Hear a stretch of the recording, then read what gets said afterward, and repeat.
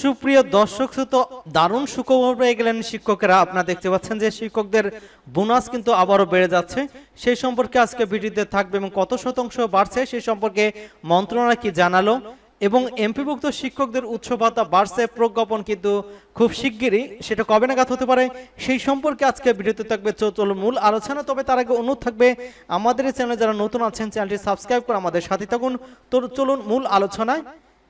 এখানে যেটা বলা হচ্ছে যে বেসরকারি শিক্ষা প্রতিষ্ঠানে এমপিভুক্ত শিক্ষকদের উৎস ভাতা বাড়ানোর নীতিগত সিদ্ধান্ত নিয়েছে সরকার। ঈদুল আজহার আগেই আপনারা দেখতে পাচ্ছেন, ঈদুল আজহার আগেই কিন্তু এই উৎস ভাতা বাড়িয়ে প্রজ্ঞাপন জারি করবে। এবং সোমবার 21 এপ্রিল শিক্ষা মন্ত্রণালয়ের মাধ্যমিক উচ্চ শিক্ষা বিভাগ এবং মাধ্যমিক উচ্চ শিক্ষা অধিদপ্তরের সংশ্লিষ্ট শাখার কর্মকর্তারা এই তথ্য জানিয়েছেন। মাধ্যমিক এবং উচ্চ শিক্ষা বিভাগের উপসচিব সায়েদ এজেড মোর্শেদ আলী কিন্তু বলেছেন যে শিক্ষকদের উৎস ভাতা বাড়ানো হচ্ছে, তবে কতটুকু বাড়বে সে বিষয়ে এখনো নিশ্চিতভাবে বলা সম্ভব হচ্ছে না। কবে নাগাদ উৎস ভাতা বৃদ্ধির প্রজ্ঞাপন জারি হতে পারে এমন প্রশ্নের জবাবে তিনি বলেছেন, আমরা চেষ্টা করছি চলতি মাসের মধ্যে কিন্তু প্রজ্ঞাপন জারি করার, অর্থাৎ আজকে যেহেতু 22 তারিখ, এই আর 8 দিন আছে, এর ভিতরে হবে। তবে চলতি মাসে প্রজ্ঞাপন হওয়ার সম্ভাবনা কম রয়েছে। আগামী মাসের প্রথমার্ধে উৎস ভাতার প্রজ্ঞাপন জারি হবে এটা কিন্তু বলা যাচ্ছে। এবং এর আগে গত 5 মার্চ বিদায়ী উপদেষ্টা ওয়াহিদুদ্দিন মাহমুদ শিক্ষকদের উৎস ভাতা, বিনোদন ভাতা, বাড়ি ভাড়া এবং অন্যান্য ভাতা বাড়ছে বলে তিনি জানিয়েছেন।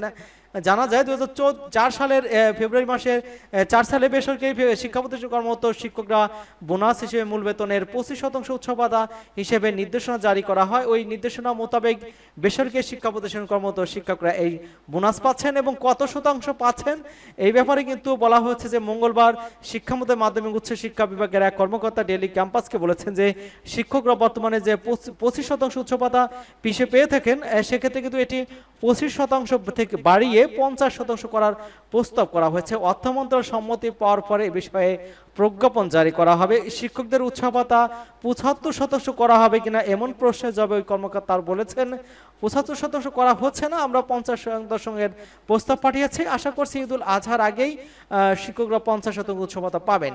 এর আগে গত 5 মাস বিদায়ী শিক্ষা উপদেষ্টা ওয়াহিদুদ্দিন মাহমুদ শিক্ষকদের উৎস ভাতা, বিনোদন ভাতা, বাড়ি ভাড়া, অন্যান্য ভাতা বাড়ানো হচ্ছে বলে তিনি জানিয়েছেন। তিনি বলেছেন যে কয়েক মাস আগে আমি সবাইকে আশ্বাস দিয়েছিলাম সাধ্যমতো এবং আগামী বছরের বাজেটে যতটুকু অর্থ সংকুলন করা যায় অর্থমন্ত্রীর সঙ্গে বসে আমরা যতটুকু পারি চেষ্টা করবো দাবিগুলো মেটাতে। উপদেষ্টা বলেছেন কিন্তু 15 থেকে 20 বছরের যে বঞ্চনা রয়েছে 1-2 বছরের বাজেট দিয়ে তা মেটানো যায় না, এটা বোঝানো খুব কঠিন।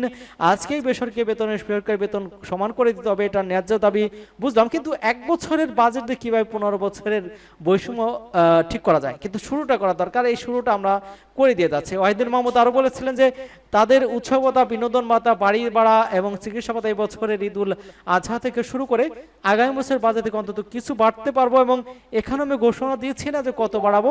আমি জানি যে যেটুকু বাজেটের মধ্যে এবছর এবং আগামী বছরের বাজেটের মধ্যে কিন্তু প্রভিশন রাখা হচ্ছে, অর্থাৎ মেডিকেল ভাতা এবং যে বাড়ি ভাড়া রয়েছে সেই ভাতা কিন্তু বাড়বে, সেটা আগামী বাজার থেকে।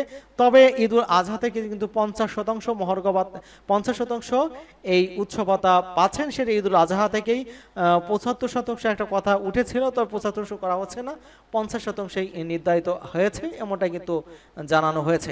সকলকে ধন্যবাদ জানাচ্ছি এবং আমাদের চ্যানেলকে যারা এখনো সাবস্ক্রাইব করেননি চ্যানেলটি সাবস্ক্রাইব করে আমাদের সাথে থাকুন। সকলকে ধন্যবাদ।